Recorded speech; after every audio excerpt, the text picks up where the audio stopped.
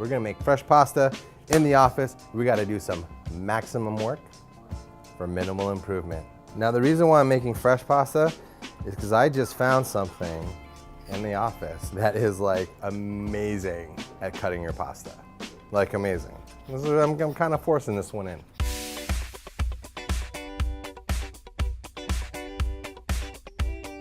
To start, I like to use 2 cups of flour with 3 eggs plus 1 yolk. Flour, you're gonna dump that out. You're gonna make a well in the center. Take these fingers, dust them off like so. We're gonna take about a teaspoon of salt, and we got some olive oil, some finest corner store deli olive oil. Oh, it doesn't say extra virgin on it. Let's do about a tablespoon of olive oil. Thing is, was that really a tablespoon? Does anyone really know? And they're like, oh, that's about a tablespoon. I don't know. All right, so we're gonna break these yolks up. I'm using the bottom of my fork right here to kind of see I'm working in flour a little bit at a time. You wanna break that well because, see, it goes all over the place. Look at that, I didn't get, oh! Right when I said look at that, I didn't get any on myself. I do get that stuff on myself. If you ever want to see a blooper reel, of all the wackadoo stuff that happens, that gets on the cutting room floor because people just want to see cooking, write in on the comments below saying, I just want to see this guy act like an idiot for a minute and not cook anything, instead of acting like an idiot while cooking something.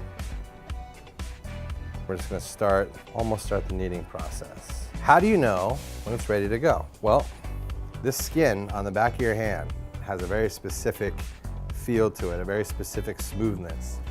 And once this dough feels like the skin on the back of your hand, that's when you know you're good to go. Pasta e carbonara. I can feel it in my hand. It doesn't want to spread as easily. That means it's ready to go. Take some plastic wrap. We're gonna wrap it.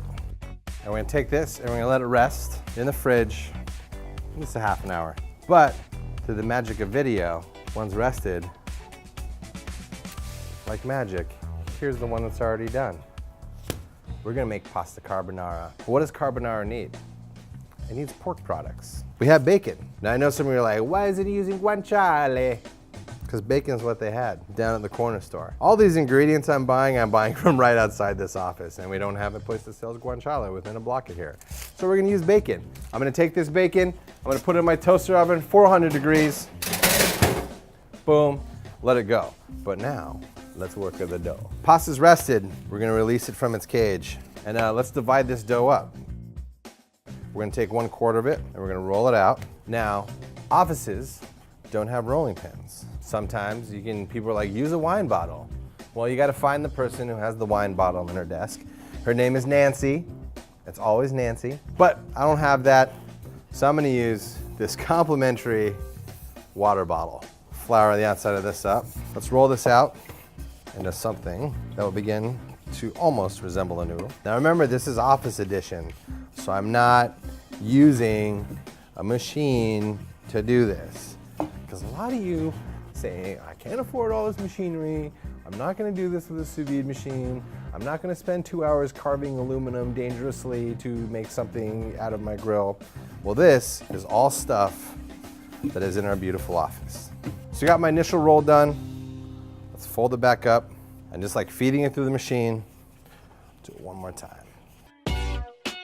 So there we have our pasta sheet. Pasta sheet. Now we can kind of just fold this up and use a knife, but you can do this. And we're not gonna make it that easy. Well, look at this. A paper cutter. I got this idea. I was watching this Japanese master make soba, and it was like so perfect. Like every slice was like perfectly the same size. And I was like, that's amazing. How can I do that? How can I get that precision of the measurements? Paper cutter. We're gonna trim the ends. Boom. Making a flat line. We're gonna move it over 1/2 inch. And then bang, bang. There you go. Fresh pasta in the office, paper cutter. Let's get our bacon going real quick. So on this board, parm, pecorino, eggs, bowl. I'm gonna take this, so let's take this burning hot bacon and let's chop it down. I got some crispy bits in there. I got some still malleable bits in there. We're gonna put it in our bowl. We're gonna leave it, we're gonna cook this pasta real quick. We wanna get everything going while it's still very, very, very hot. How do we boil pasta in the office? You're gonna be like, please do not say microwave. Do not say microwave to cook this pasta. Well, guess what?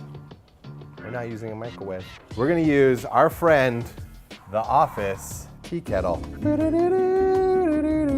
Boiling pasta.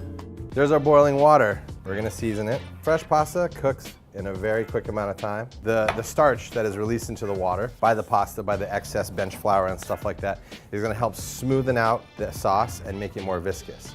Our noodles are beginning to float. We're gonna reserve our pasta water. Pasta goes in the bacon. At this point, I wish I had tongs. You know what? Let's be a little dangerous. Let's put a little bit of that bacon fat in there, and let's get the sauce together. So while that's working, let's move very quickly. I'm gonna do 2 eggs in this bowl here. 1, 2, for a little bit of fun, let's add 1 yolk. The hot pasta water that's just boiling, we're using it to temper the eggs so it doesn't scramble when it goes into the noodles. And to this, it's gonna add a little viscosity and a little bit of thickness. Here's some pecorino, here is some parm. We're gonna mix that in, and this is essentially becoming our sauce that we're gonna work into the pasta while it's still hot. Now, while everything is still blazing hot, we're gonna work this into our noodles. Everything's gonna melt together. And those little pepper packets, please use fresh pepper. It tastes way better than this, but there was not fresh pepper within a block of this Office. Let's add some salt to finish it off. And this is where tongs would come in handy, but we don't have those, because this is Office Edition. What you do have is a carbonara made only from Office equipment. The rest of the parm, a little on top, a little pecorino, a little on top. Ladies and gentlemen, pasta carbonara using a tea kettle and a paper cutter. You can do this.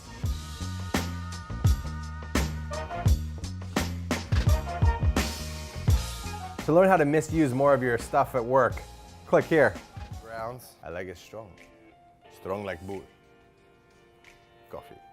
So all we gotta do now is get some agua.